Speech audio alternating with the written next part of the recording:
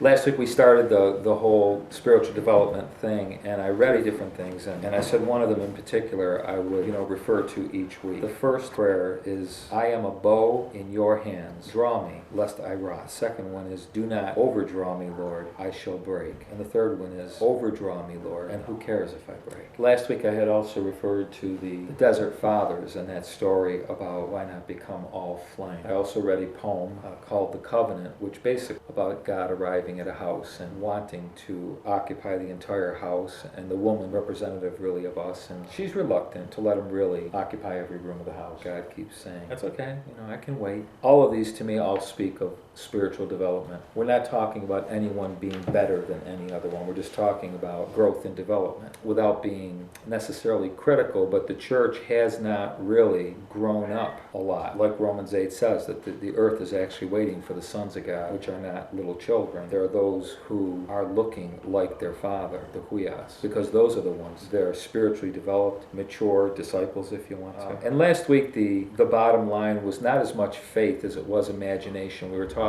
about two different scenarios, Luke 24 and John 21, where they didn't know. We just spent a little time there about how spiritual development is willing to accept the fact that God may appear in a way that I haven't known him before. I almost expect him to. If he's infinite, then he's got a lot going on. And his appearance and the way he reveals himself could be quite varied. The one who is spiritually developed is looking for God all the time, so to speak. That is, in our activity of doing what God has created us to do, there is no per se really looking. If we remember both those stories, they're not looking. In other words, both those stories, they're walking away, they're hopeless, they're morbid. In another story, they're going back to something that they always did, fishing, which they weren't called to do. The main emphasis last week for looking for him on our journey is the deal where we think we've got Jesus sussed. We know him. This is the way he does things. It's kind of like the dangers of a fundamentalist spirit, if you would, where, we got it. This is the way it works. This is where it occupies from. This is everything. And Jesus is coming along, kicking blocks over left and right, is what he's doing. The bottom line, what I was trying to say about last week, wasn't coming in so much from a faith issue as an imagination. I believe that once we can imagine a Jesus who's so much greater, I think we'll start to see him. Today we're moving on, a little different,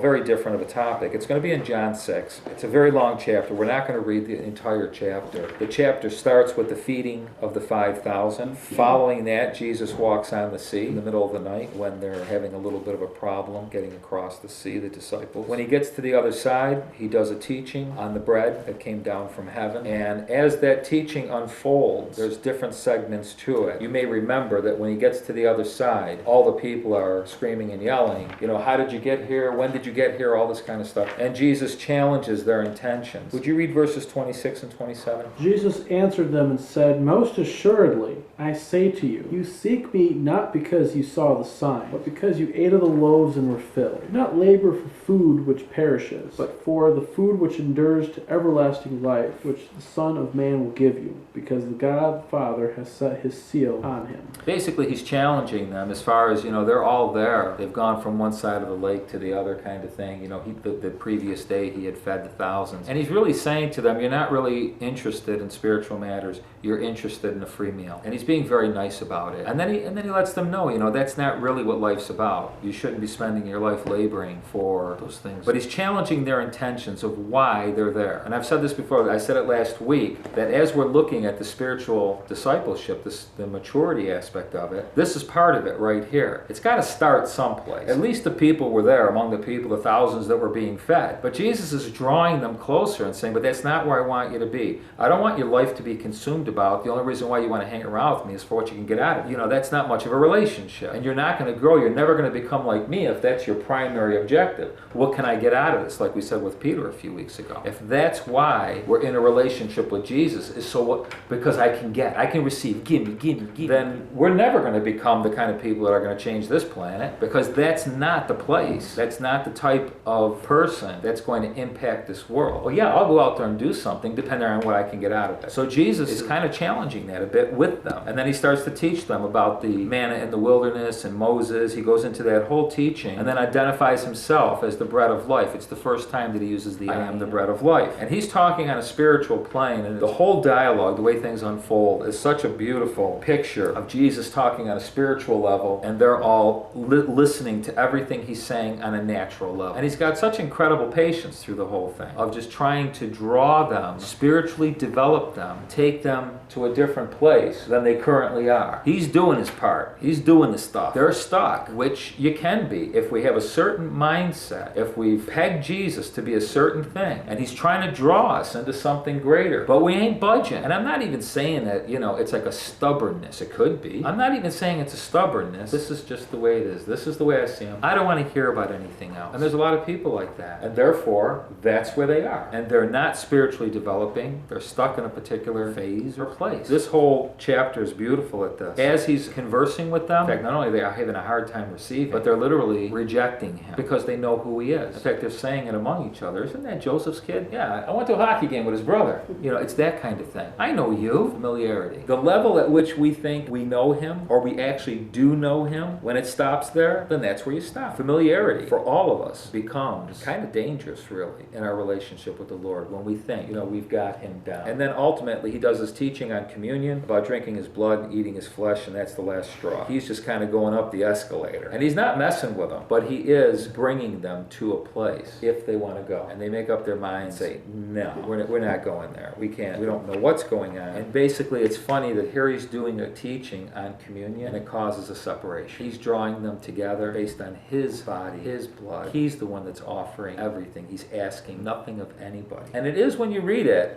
even people today would read it, it does sound a bit like cannibalism. But there's a big difference between saying that's what he's talking about, because that's the depth of my perception, and I'm out of here. I'm not going to become a cannibal. Or saying that can't be what he's talking about. I want to know what he's talking about. Jesus, this is what I'm hearing you say. That's not what you're saying, though, right? I'm like spiritually dumb here. Help me. There's a certain place that we can be where we're admitting this is just not fitting. This is just not making any sense. I don't get it. And then the choice is really yours. Well, do you want to? That's like 60 verses into the chapter. I've just done it kind of quickly. And this is, I don't know how you've ever thought of Jesus' ministry, but the first year is the year when he breaks out. It's really very cool. He's traveling around, different things are happening. The second year, he's like peaking in his popularity. This is the beginning of the third year when things start to go south. You can't pinpoint one particular event, but surely this scene right here, where he's talked about eating his flesh and drinking his blood, and people start walking away. Not just people, disciples start walking away. That's not necessarily opposition, but it's certainly paving the way for opposition. Because a lot of times, people that you've disappointed, it's gone from disappointment to anger to contention to opposition. It's a slippery slope, starting from a place of I disappointed somebody, and the next thing you knew, they had me on the ground with a gun to my head. It escalates very quickly sometimes. So we see them just walking away. They're not necessarily in opposition, but within a year to 15 months, they'll be crucified. He went from beyond being disappointing to a very bad place. Let's just read, starting at verse 60 and just reading through 71. Many therefore of his disciples, when they heard this, said, "This is a difficult statement. Who can listen to it?" Jesus, conscious that his disciples grumbled at this, said to them, "Does this cause you to stumble? What then if you should behold the Son of Man ascending where he was before? It is the Spirit who gives life. Flesh profits nothing. The words that I have spoken to you are spirit and are life. But there are some of you who do not believe." For Jesus knew from the beginning who they were, did not believe, and who it was that would betray him. He was saying, "For this reason I have said to you that no one can come to me unless it has been granted him from the Father." As a result of this, many of his disciples withdrew and were not walking with him anymore. Jesus said therefore to the 12, "You do not want to go away also, do you?" Simon Peter answered, "Lord, whom shall we go? You have the words of eternal life. We have believed and have come to know that you are the Holy One of God." Jesus answered them, "Did I myself not choose you, the 12? And yet one of you is a devil." Now he meant Judas, the son of Simon Iscariot, but he, one of the 12, was going to betray him. It's not a matter of looking for him. Last week we said in spiritual time, the mature disciple,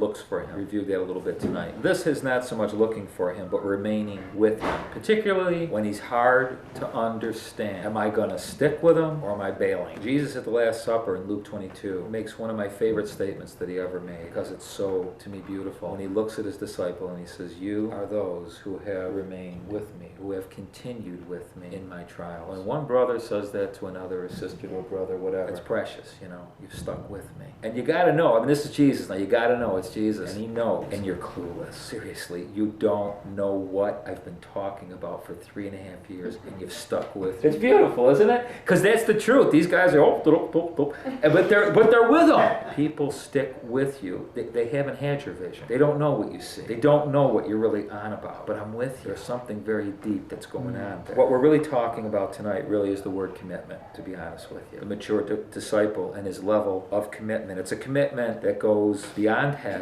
beyond the understanding. It goes beyond the heart, beyond feeling. There's something much deeper than a mature disciple. If we think that we're going to operate from a place, and I've got to have it make sense, you're in the wrong treehouse.